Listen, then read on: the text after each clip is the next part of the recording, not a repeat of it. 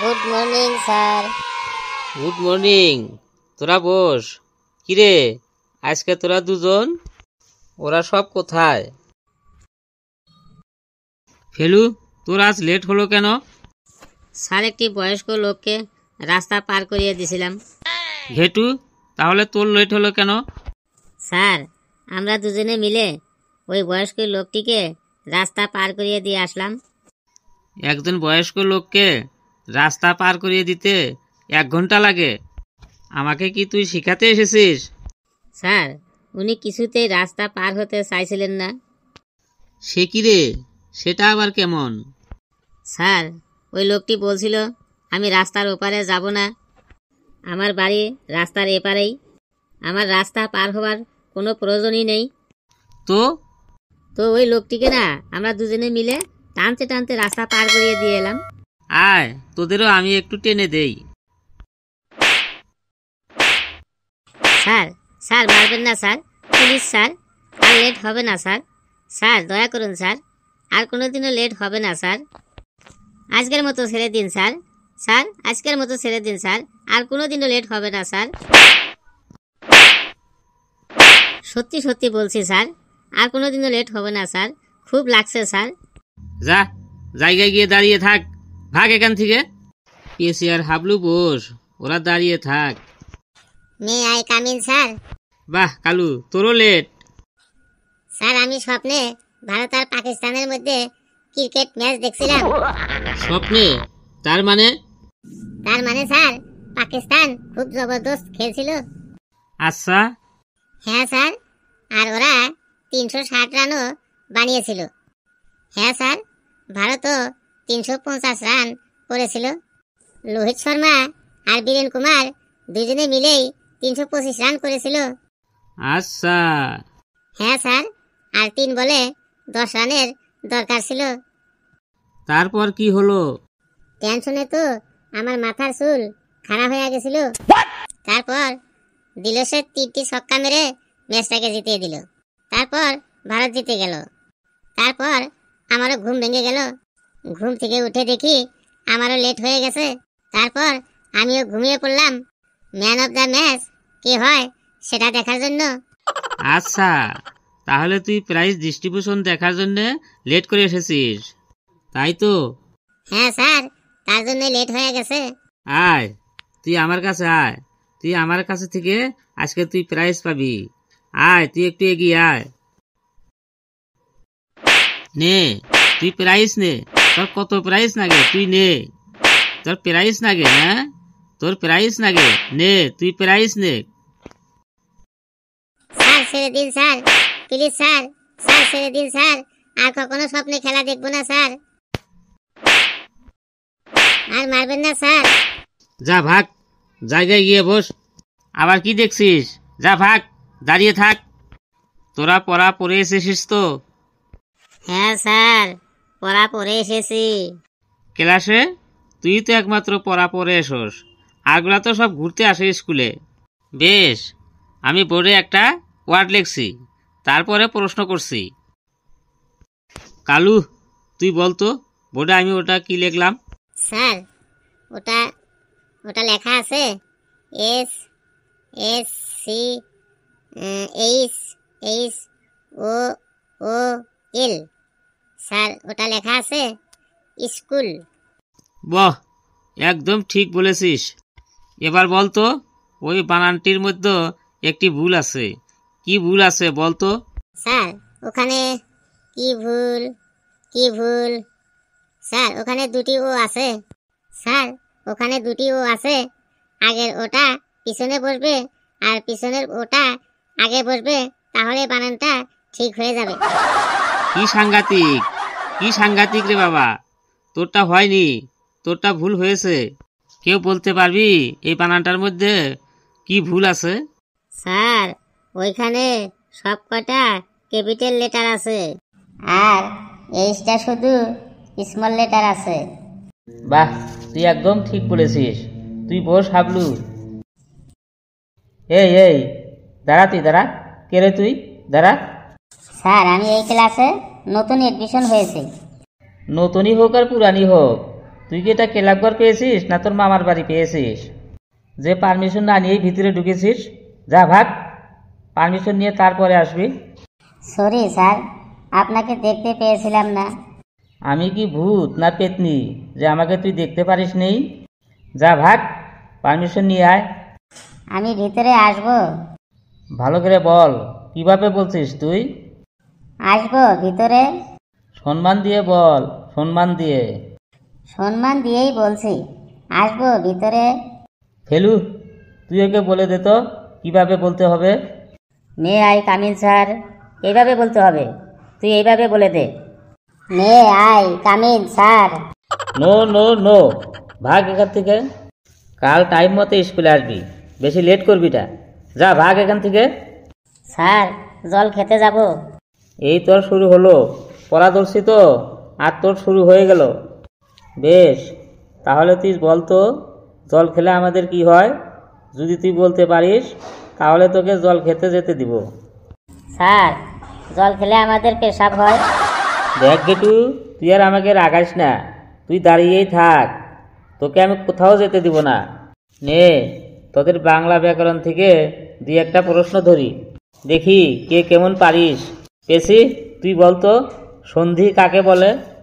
Sir, সন্ধি যখন ছেলে আর মেয়ের মধ্যে বিয়ে হয় তখন ছেলের বাবা ও মেয়ের বাবার মধ্যে দেনা পাওনা নিয়ে যে চুক্তি করা হয় তাকেই সন্ধি বলে।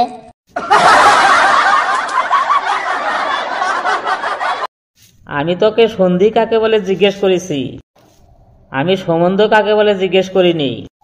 কেউ পারবি বলতে সন্ধি কাকে বলে? স্যার, আমি বলছি, দুটি বর্ণ একসাথে মিলিত হয়ে যে একটি নতুন বর্ণে রূপান্তরিত হয় তাকেই সন্ধি বলে। যেমন বিদ্যাযুক্ত আলয় বিদ্যালয়। বাহ বাহ, ভেরি গুড। ঘেটু, তুই সন্ধি বিচ্ছেদ করতো। পদোন্নতি। স্যার, পাঠযুক্ত উন্নতি। ওটা পাত হবে না রে, ওটা পদ হবে। ওটা পদযুক্ত উন্নতি, পদোন্নতি হবে। কালু, তুই বলতো ক্রিয়া কাকে বলে? স্যার, ক্রিয়া ক্রিয়া আমাদের পাড়াতেই থাকে। প্রিয়া রোজ রোজ ওর বাবার সাথে স্কুলে যায়, ফুচকা খেতে খুব ভালোবাসে। প্রিয়া কিছুদিন আগে স্কুটি চালানো শিখেছে। ওর সম্বন্ধে আমি সব জানি, কোথায় যায়, কি করে, কি খায়।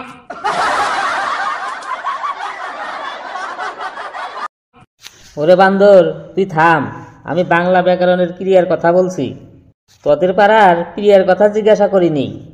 ফেলু, তুই বলতো ক্রিয়া কাকে বলে? স্যার, কেউ যদি মারা যায় তখন তার ক্রিয়াকর্ম করতে হয়। আমার দাদু যখন মারা গেছিল তখন আমার বাবা সব ক্রিয়াকর্ম করেছিল। হ্যাঁ, আমি জানতাম তুই এইরকমই কিবা না কিবা একটা উত্তর দিবি। স্যার, বাংলা আমার ভালো আসে না। তাহলে তোর কি আসে? স্যার, স্যার ইংরাজিটা আমার খুব ভালো আসে। বেশ, তাহলে তুই ইংরেজিতে কুকুরের রচনা বল। আর মনে রাখিস, যদি উল্টো পাল্টো কিছু বলিস রে, আমি কিন্তু তোর কান ছিঁড়ে ফেলবো। স্যার, কুকুরের রচনা? কেন, শুনে তুই অবাক হয়ে গেলি? তোর হয়ে গেল শুনে? স্যার, রচনাটা বলতে পারি, তার আগে একবার সবাইকে বলে দিন যে আমাদের এই ভিডিওগুলো ডাউনলোড করে কারো চ্যানেলে না দেয়, কারণ বন্ধুরা, এটা এটা ইলোম্যাক্স কিন্তু চ্যানেলের ইলোম্যাক্স অরিজিনাল চ্যানেলের ভিডিও। Original video. আপনারা যদি এই ভিডিওটা অন্য কোনো চ্যানেলে দেখতে পান তাহলে ভাববেন এই ভিডিওটা ইলোম্যাক্স চ্যানেলের ভিডিও ডাউনলোড করে চুরি করে নিয়ে তাদের চ্যানেলে দিয়েছেন। আপনারা মজার মজার ভিডিওগুলি দেখতে পাবেন একমাত্র ইলোম্যাক্স চ্যানেলে। নে, বলে দিয়েছি, এবার তুই কুকুরের রচনাটা ইংরেজিতে বল।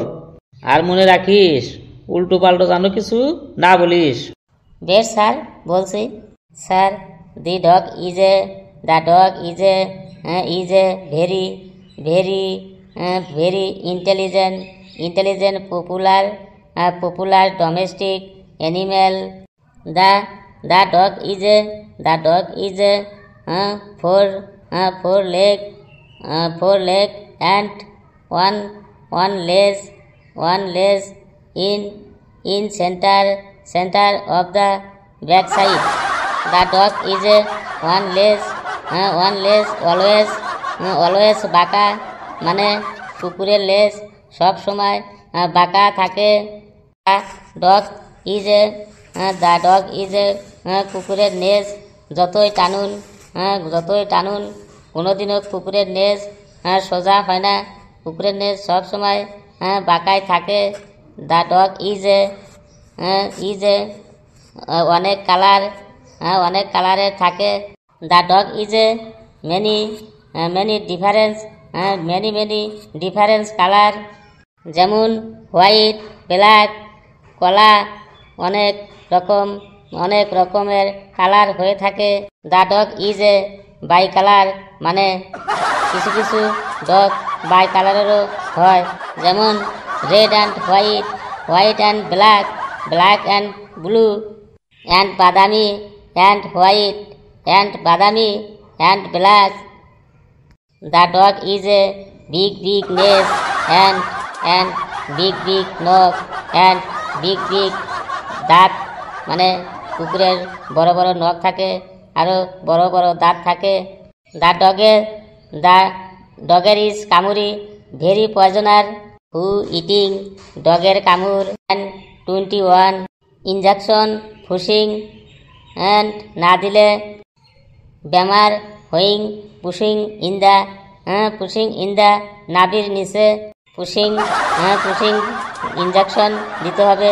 যে একবার দ্য ডগের কামড় ইজ খেয়েছে তাকেই 21টা ফুসিং মানে ইনজেকশন দিতে হবে। The dog is a different type, মানে বিভিন্ন মানে বহু ধরনের কুকুর আছে। মিনি ডগ ইজ এ ভালো ভাগ্য নিয়ে জন্ম হইং, যেমন বুলডগ, পেট ডগ।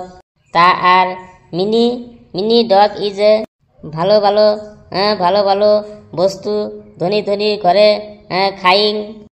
কিছু কিছু ডগ ইজ এ খারাপ ভাগ্য নিয়ে জন্ম হইং, যেমন স্ট্রি ডগ, লেডি ডগ মানে নেড়ি কুত্তা। অনেক মানুষ ইজ এ কুত্তা ঘরে পুষিং অ্যান্ড আদর করিং, এবং অনেক রকম নাম রাখিং, যেমন কালু, মুন্টু, একটা, এরকম অনেক রকম। দ্য ডগ ইজ এ নাম রাখিং। দ্য ডগ ইজ এ মাংস ডাস্টবিনের এঁটো কাটা। দ্য ডগ ইজ খাইং, এবং রাস্তাঘাটে দ্য ডগ ইজ এ পরি থাকিং। দ্য ডগ ইজ এ যেখানে সেখানে পটি করিং। দ্য ডগ ইজ এ নানান স্টাইলে ডাকিং, কোনোটা হুক হুক, কোনোটা ঘেউ ঘেউ, কতটা হাউ হাউ, কতটা ফুক ফুক, কতটা অনেক ধরনের বিভিন্ন ধরনের ডাকিং, কোনোটা ভাগ ভাগ করিং, কতটা ভাও ভাও করিং। ওরে তুই এবার থাম, আমি আর পারছি না, আমার মনে হয় প্রেশার উঠে গেছে তোর কুকুরের রচনা শুনে। যাই, আমি তাড়াতাড়ি প্রেশারের ট্যাবলেট খাই গে, তোকে কিন্তু আমি পরের দিন আইসা ছাল চামড়া গুটিয়ে নিব।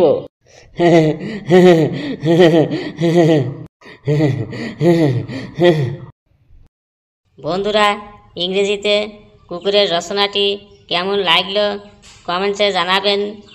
চ্যানেলটি সাবস্ক্রাইব করবেন, লাইক করবেন, শেয়ার করবেন এবং সাথেই থাকবেন।